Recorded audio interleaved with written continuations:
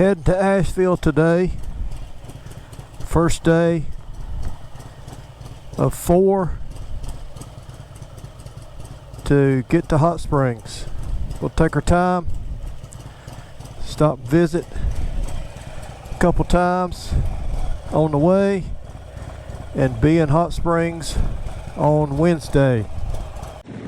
I'm heading 321 north to 40 west.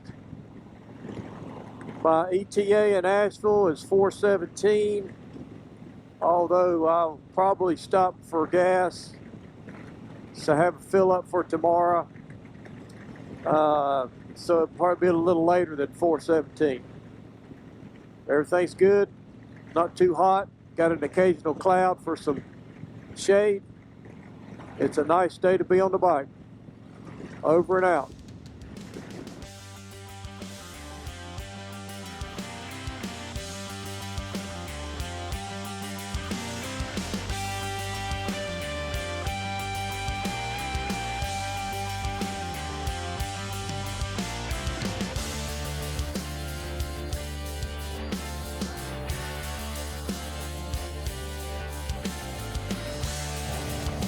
Construction on North Carolina 143 has been reported.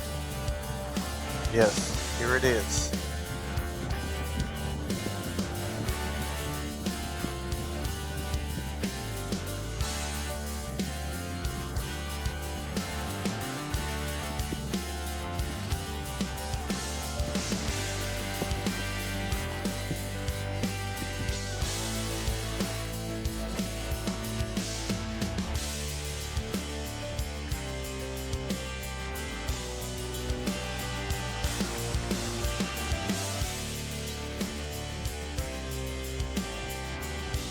Terrahola Skyway, awesome.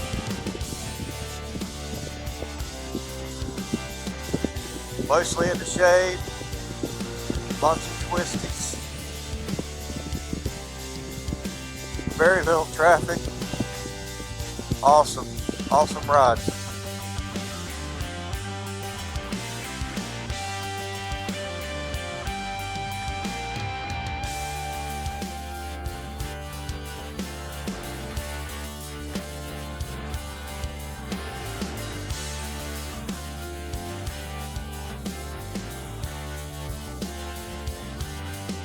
Tennessee River.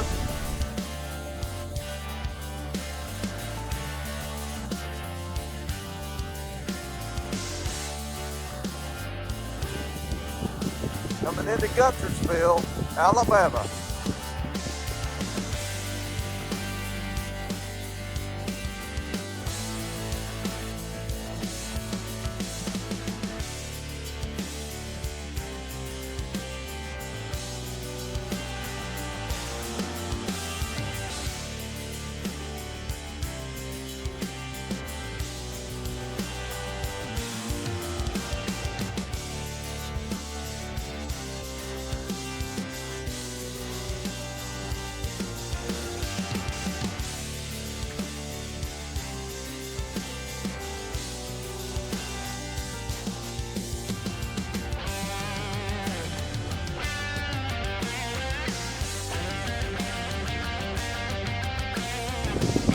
About 30 miles from Clarksdale, Mississippi.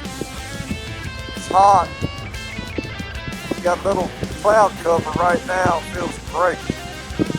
Won't last long, but I'm enjoying it while I can. Almost there for the day.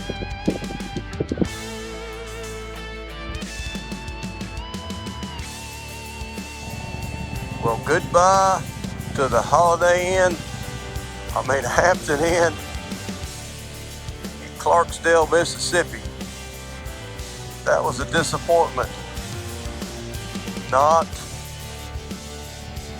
your typical Hampton Inn experience. Maybe it is in Mississippi.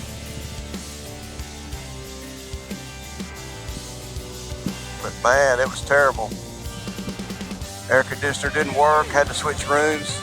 It was 104 when I checked in at 2 o'clock.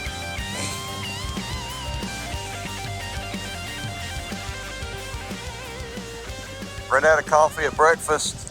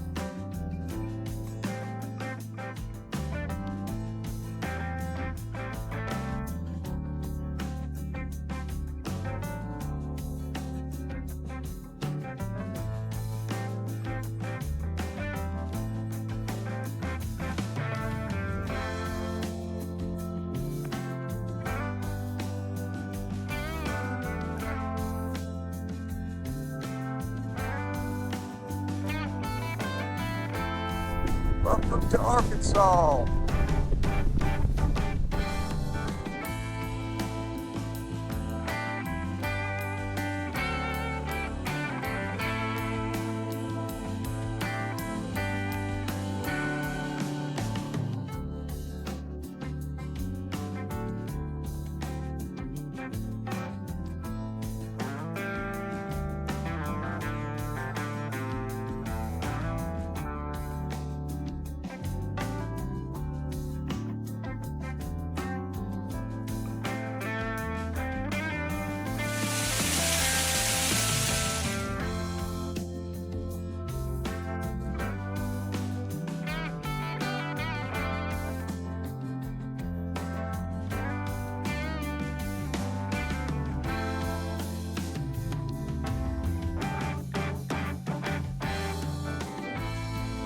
This trip to Arkansas was to see family and to celebrate Natalie's dad Terry's 80th birthday.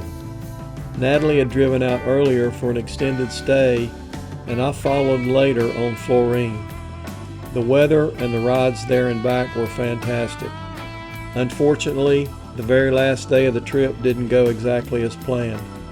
What started out as a relatively short 230-mile day with a pit stop for breakfast turned into an unexpected bike malfunction and a trip to urgent care. The early morning ride from Bryson City to Brevard was awesome. Highway 19 through Cherokee and Maggie Valley, then Highway 276 out of Waynesville.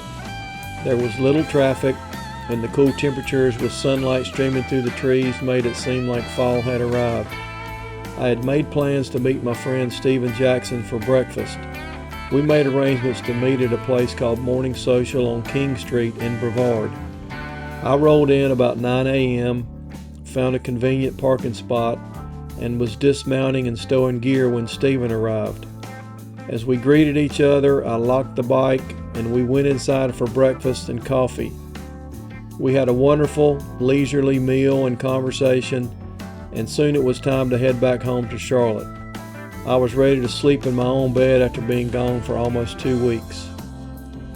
The ignition switch on a Harley is designed in such a way to control 3 modes: accessories, ignition, and fork lock. The fork lock is engaged by turning the switch all the way left, depressing the switch, then turning the ignition key to the locked position. This mode is intended to help prevent theft of your bike by making it difficult to move with the handlebars locked to the left. In addition to this security measure, modern Harleys have a key fob that must be in close proximity to the bike before it will start. After breakfast, while saying goodbye to Stephen, I put on my gear but failed to unlock the ignition switch. Ordinarily, if the forks were in the locked position, I would have realized very quickly that they must be unlocked in order to drive the bike away. On this day, this didn't happen, and I left Brevard for my return trip home. Several miles outside of Brevard, I realized that I had missed my turn. I was headed down the mountain to get on Highway 11, the Cherokee Foothills Highway. When I realized my navigation error, I located a spot to turn the bike around. I slowed to a stop, and the slope of the narrow road allowed me to back into a driveway so that I could turn around. When I got perpendicular to the road, I checked for oncoming traffic, made a full stop left turn down the hill, and eased out the clutch. As soon as I reached the double yellow lines, the bike crashed to the ground on its right side, trapping my right foot underneath. I jumped up, confused about what could have taken me down, but knowing that my right foot had taken some damage. A motorist stopped to offer help, and I asked him to stop oncoming traffic from up the hill. Soon several others stopped, and I asked them to help me get the bike upright. As soon as we began to lift the bike, I realized what had happened.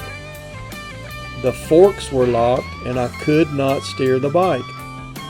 Somehow the full stop left turn had caused the fork lock to engage, since I had failed to unlock the ignition switch at the stop for breakfast. I used my key to unlock the switch. We got the bike upright, and with my tool roll I quickly adjusted the right side highway peg and the right side brake lever. My foot and ankle were hurting pretty bad, but I drove down the hill to a flat church parking lot about 2 miles away. As I assessed the damage to myself and Florine, I called my friend Stephen, who came pretty quickly to offer his support. I called Natalie, and she and Stephen convinced me it was best to go to urgent care to assess the damage. I followed Stephen back to Brevard and was very soon getting x-rays. To no one's surprise, I had a severe sprain and 2 non-displaced fractures in my foot.